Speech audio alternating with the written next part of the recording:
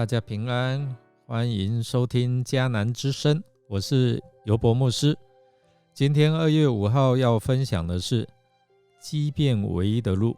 转向上帝。我们要读约书亚记9章1到15节。先来读今天的金句。约书亚跟畸变人定了友好条约，答应不杀他们。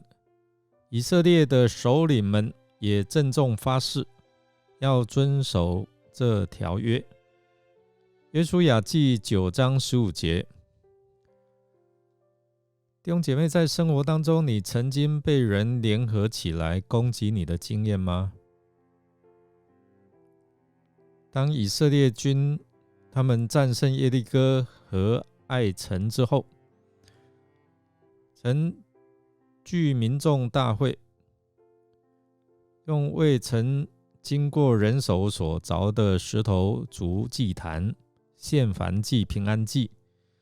并将摩西所写的律法抄写在石头上。约书亚照律法上所写的，他来宣读与会的听众，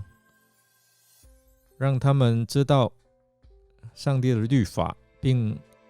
为会众来祝福。一方面，他们在感谢上主如何帮助拯救；一方面，也激励会众，让他们的民心士气能够提升。即使透过这样来引起迦南敌人的注意，所以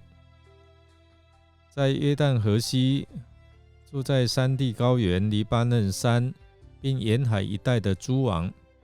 就是赫人、亚摩利人、迦南人、比利洗人、西魏人、耶布斯人，这些王他们听见以色列人他们如何攻占耶利哥还有爱城，这时候他们同心合意，聚集联盟，一起会师要抵抗以色列军。那其中有畸变城的人，他乃是诸大族之中的其中一族。他们觉得与以色列人来敌对并非上策，或者他们之前已经有跟诸王会商提议，应该与以色列军来讲和，只是呢未能够得到诸王的同意，于是呢就单独进行，并且要得到以色列人的同情，因此他们就用了欺骗的手段来与以色列人来立约。我们看到畸变人他们为了要与以色列人立约，在以色列人面前降卑自己，以仆人自称，他们又拿出发霉的食物，并指着自己身上所穿的破旧衣服，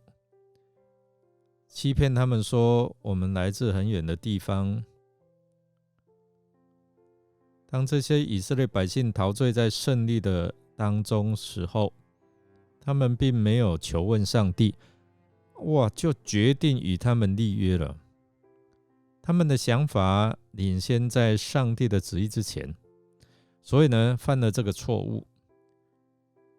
若我们没有先求问上帝，就会像以色列百姓失去属灵的分辨力，可能我们就选择了错误的道路。但是我们看，虽然如此我们的上帝他是怜悯人的上帝在这一部上帝拯救行动的记录中，我们看见上帝乃是以圣善来胜恶以这个好来胜过恶的神。他用怜悯来拯救欺瞒以色列人的畸变人。当人愿意敬畏他，转向上帝的时候，上帝愿意接纳罪人，给予拯救，就如同他接纳妓女喇合全家，因为他愿意得着上帝的救恩。人若口里承认，心里相信耶稣是救主，是复活的主，圣经告诉我们说，上帝有应许，就必得救。基遍人他们因为惧怕敬畏，所以用错误的方法来立约，但是真的神还是怜悯他们。我们来默想，看见基遍居民他们惧怕上帝而千方百计选择与以色列人立约，你有何感想呢？让我们一同来祷告。亲爱的天父，感谢您怜悯我们罪人，在我们做罪人的时候，耶稣基督拯救我们，与我们立下恩典之约，使我们脱离死亡的权势。求主来帮助我们，能够成为先寻求上帝心意的人，不要依靠自己的想法与经验，而是要以上帝的意念为我们的意念。我们这样祷告，是奉靠主耶稣基督的圣名求，阿们。